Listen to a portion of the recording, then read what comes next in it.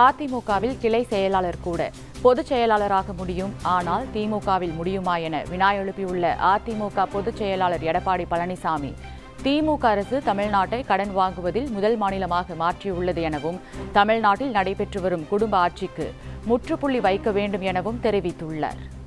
இன்றைக்கு இருவரும் தலைவர் இருந்த காலகட்டத்தில் பல்வேறு திட்டங்களை கொண்டு வந்து கிராமத்திலிருந்து நகர வரை ஏழை எளிய ஒடுக்கப்பட்ட நசுக்கப்பட்ட அத்தனை மக்களுக்கும் தேவையான அடிப்படை தேவைகளை பூர்த்தி செய்த அரசாங்கம் என்று சொன்னால் அது அதிமுக அரசாங்கம். ஆட்சியில் அப்படியே பார்க்க முடியுது. 5 வருஷம் இருந்தாங்க, 5 லட்சம் கோடி கடன் வாங்கிட்டான். 5 வருஷம் இருந்து 5 லட்சம் கோடி கடனை வாங்கி நாட்டு மக்கள் மீது கடனை சுமத்தி விட்டு சென்றுட்டீங்க. நல்லா சிந்தித்து பாருங்க. 2021 வரை 73 ஆண்டு காலம் பல்வேறு கட்சிகள் தமிழகத்தை ஆண்டது. அப்பொழுது 21 வரை 4,85,000 கோடி தமிழ்நாட்டுடைய கடன். திமுக ஆட்சிக்கு பிறகு 5 வருஷத்துல 5 லட்சம் கோடி. இந்தியாவிலேயே கடன் வாங்குவதில் முதல் மாநிலம் தமிழ்நாடு. இதுதான் இந்த ஆட்சியுடைய சாதனை. திரு ஸ்டாலின் அரசாங்கத்தினுடைய சாதனை. திரு ஸ்டாலின் 5 ஆண்டு காலம் ஆட்சி செய்த சாதனை கடன் வாங்குவதில் முதல் மாநிலம் இந்தியாவில்.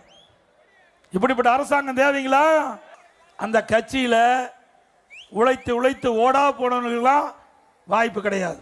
திரு கருணாநிதி குடும்பத்தில் பிறந்தவர்கள் தான் கட்சியிலைக்கும் உயர்ந்த பதவி வர முடியும், ஆட்சிக்கு உயர்ந்த பதவியில் வர முடியும்.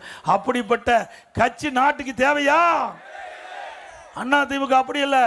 ஜனநாயக முறைப்படி இருக்கின்ற கட்சி. சாதாரண ஒரு கிளை செயலாளர் கூட இந்த கட்சியுடைய பொதுச் செயலாளர் வர முடியும். நான் கிளை செயலாளர் பொதுச் செயலாளர் திமுக வர முடியுமா? யாராவது ஒருவராது இப்படி ஒரு வார்த்தை பேச முடியுமா திமுகவில்?